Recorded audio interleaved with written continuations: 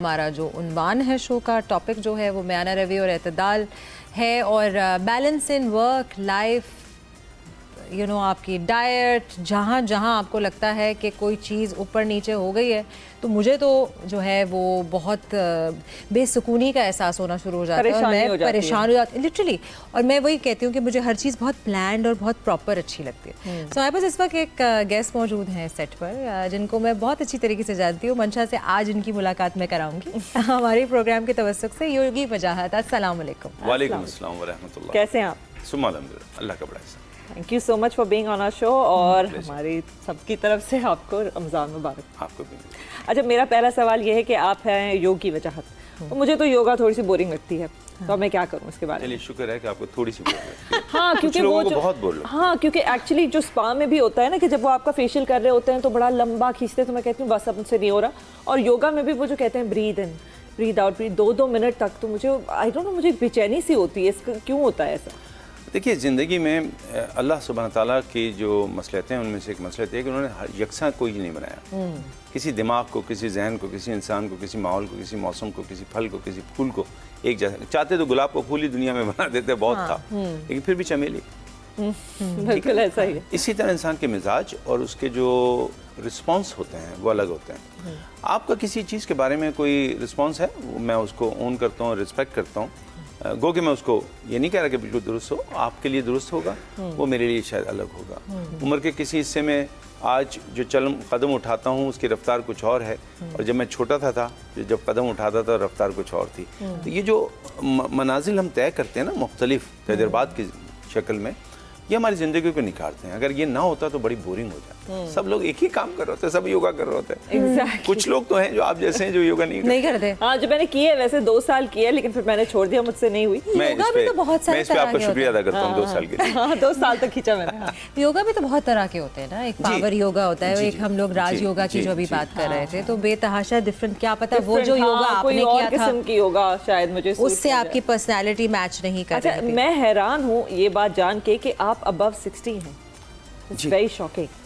माशाल्लाह, you really there has to be some balance in your life कि आपने इतना, हाँ, योगा भी is obviously आपको बैलेंस चाहिए होता है लोगों के, लेकिन वैसे भी आप बिल्कुल भी नहीं लगते, अपनी उम्र जो है आपकी उससे नहीं मैच होता। पहले तो ये कि हमारा एक कॉन्सेप्ट है कि जो उम्र रसीदा है उसकी कमर झुकी भी होगी, जरा मुझसे ज़्यादा खांस रहा होगा, हर वक्त ये कर रहा होगा, चश्मा मोटा सा लगा होगा। ये हमारा परसेप्शन है अबाउट एजिंग।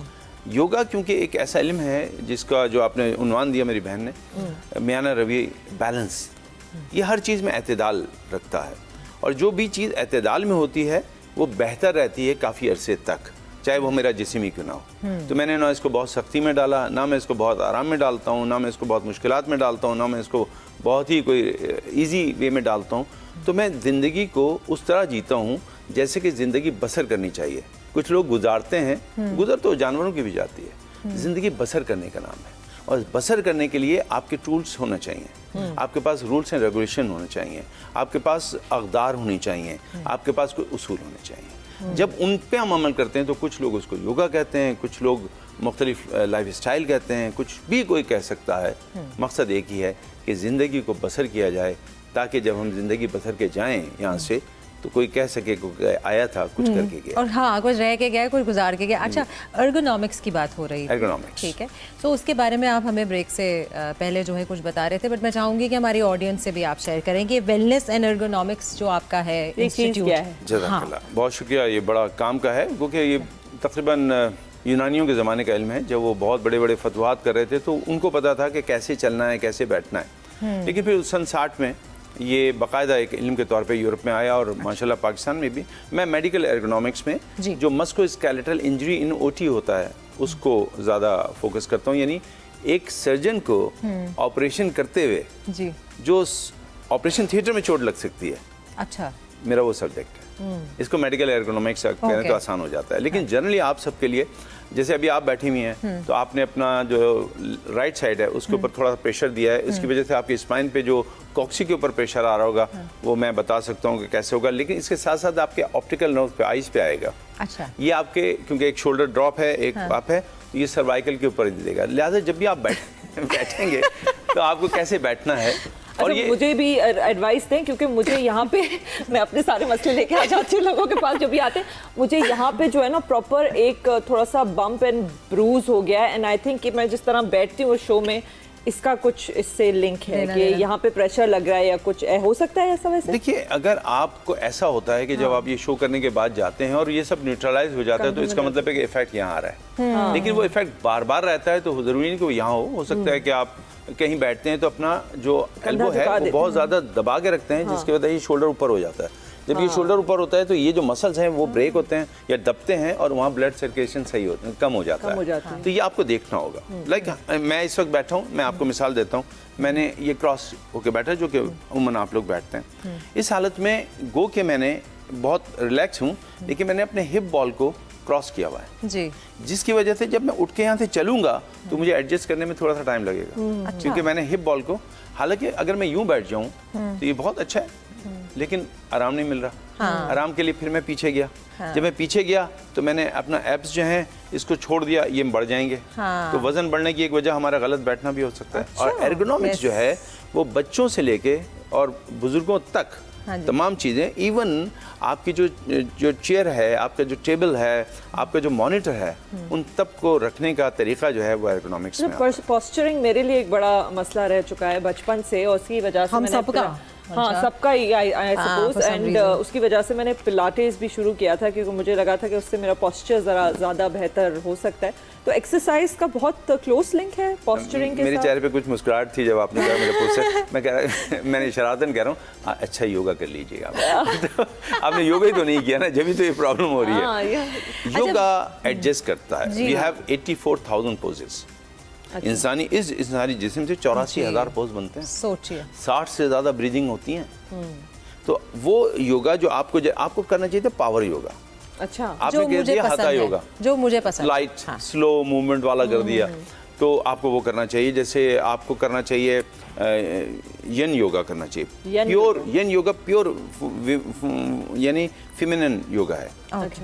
वो आपके लिए काम करेगा, वो आपको ज़्यादा बेहतर देगा। तो जो आपका इंस्ट्रक्टर हो वो आपको बताएगा कि आपके लिए कौन सा सूटेबल है। इस वक्त जो कि आपके काम है और जो आप कर रहे हैं, और उसके साथ साथ जो ज़िंदगी में गुजारें, आपको अपना पोस्चर इसलिए दुरुस्त रखना है कि मस्कुलोस्केलेटल यानी आपकी जो बॉडी है, ढांचा, और जो आपके मसल्स हैं, अगर उनमें कोई चोट लग गई तो आपका काम सफर करेगा, आपकी अपनी ज़िंदगी में मसाइल आएंगे, और दूसरा उसको हील होने में टाइम लगेगा जो पहले नहीं लग रहा था। तो हमें ज़्यादा कॉन्शियस होना पड़ता है। That's the basic of Ayurveda, और योगा के साथ साथ जो एर्गोनॉमिक्स है इस पे मैं काम करता हूँ।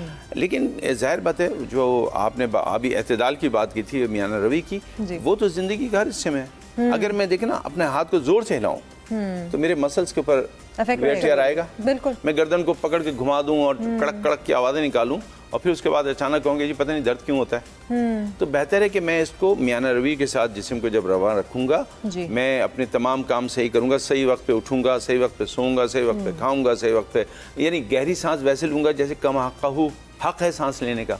हम तो सांस भी ऐसे लेते हैं जैसे कि मेरी बहुत फेवरेट, हम सब की बहुत फेवरेट अदाकारा शबनम लिया करती थी, बहुत फास्ट। दमा के मरीज मुझे राजू कह दें आखिर में, हाँ, ये सब कुछ करने के बाद राजू जरूर कहें आखिर में, तो वो हमारी बहुत ही फेवरेट, अल्लाह उन्हें सलामत रखे। तो मैं बता सकता हूँ राजू। तो अगर इस तरह होगा तो I am joking, but no आप बिल्कुल सही कह रहे हैं। उनके साथ वो कौन होते थे, एक और एक्टर? देखिए उनके साथ तो एक वो भी ऐसे ही थे। वो तो फिर अदाकार मोहम्मद अली हैं, अदाकार नदीम थे, अदाकार शाहिद थे, अदाकार शाहिद और शबनम जी का अगर आप सीन देखें ना, तो दोनों मेरे राब्ते में सांसों की मुकाबला चल रहा था उनका। क्या कह रही हो, ये हो रहा था मैंने जब भी देखा। तो अब ये जो है ना, आज आप बच्चे को देखेंगे तो वो भी ऐसी बात करते हैं, अम्मी, इसका मतलब है कि उसके लंग्स प्रॉपर नहीं